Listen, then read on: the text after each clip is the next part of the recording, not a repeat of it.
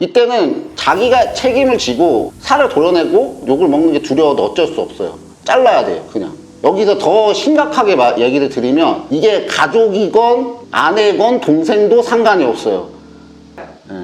네, 이번 시간에는 직원 관리를 실패하는 방법에 대해서 알려드리려고 합니다. 제가 처음에 사업을 시작했을 때 직원 관리에 굉장히 많은 실패를 많이 했거든요. 그래서 왜 실패를 내가 했고 어떻게 개선해서 지금 현재의 직원 시스템을 가지고 있는지에 대해서 이야기를 해보려고 합니다. 사업이 확장하면은 직원이 반드시 필요한데요. 왜냐하면 확장되면 대표 혼자서 모든 걸 처리할 수가 없습니다.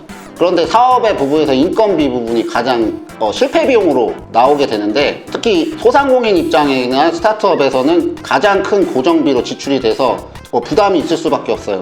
근데 인건비를 얼마나 효율적으로 운영하냐가 사업의 수익성을 굉장히 많이 좌우하는데, 어떤 세미나에서 이런 말을 들은 적이 있어요. 대표는 얼마나 남에게 일을 위임하냐에 따라서 사업의 성패가 좌우된다고.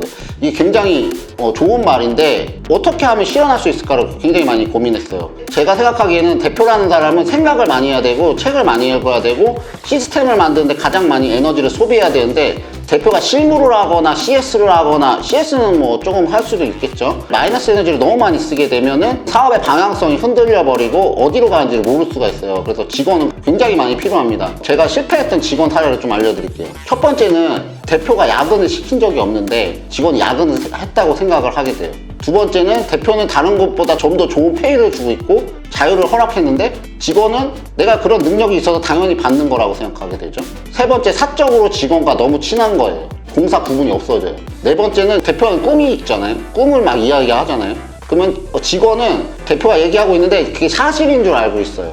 그리고 다섯 번째는 대표가 직원인지 직원이 대표인지 알 수가 없는 상황이 발생되게 되실 거예요.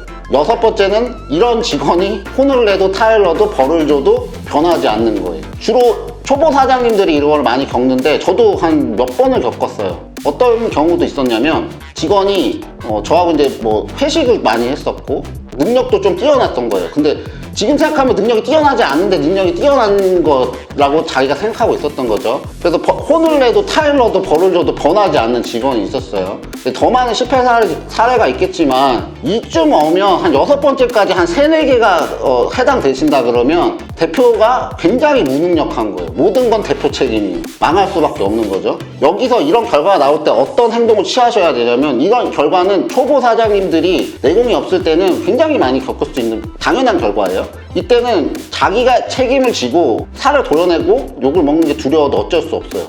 잘라야 돼요, 그냥. 여기서 더 심각하게 얘기를 드리면 이게 가족이건 아내건 동생도 상관이 없어요. 잘라야 돼요. 근데 예를 들어 몸속에 암이 있어요. 누구 책임이에요? 대표 책임이죠. 내 몸 책임이죠. 근데 그걸 도려내지 않아요. 그럼 어떻게 해요? 죽어요. 다 같이 죽자는 거거든요. 그거를 도려내야 돼요.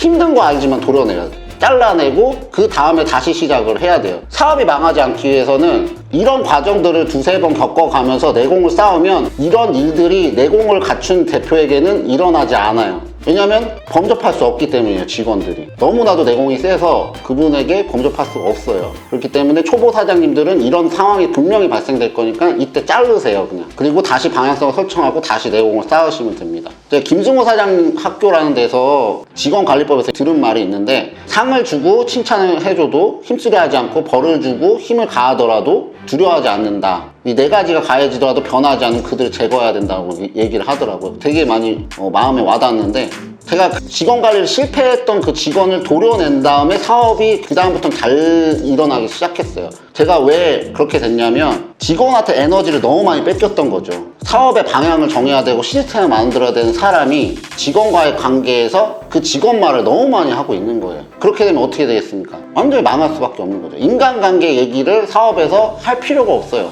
퍼포먼스로만 얘기해야 되고 그렇게 되기 때문에 직원이 그런 행동을 벌인다 그러면 바로 잘라내시는 거를 강력하게 제가 추천을 드립니다.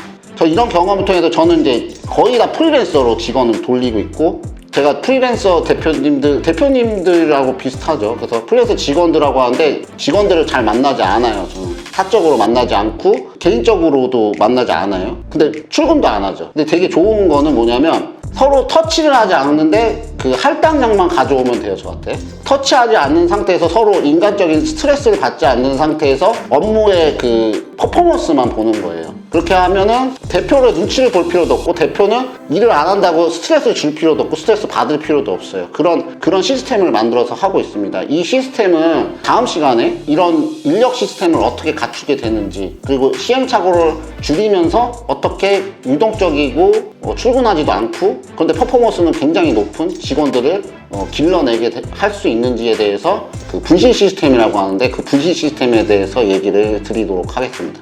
영상이 이제 마음에 드시면 구독과 좋아요를 눌러주시면 감사하겠습니다.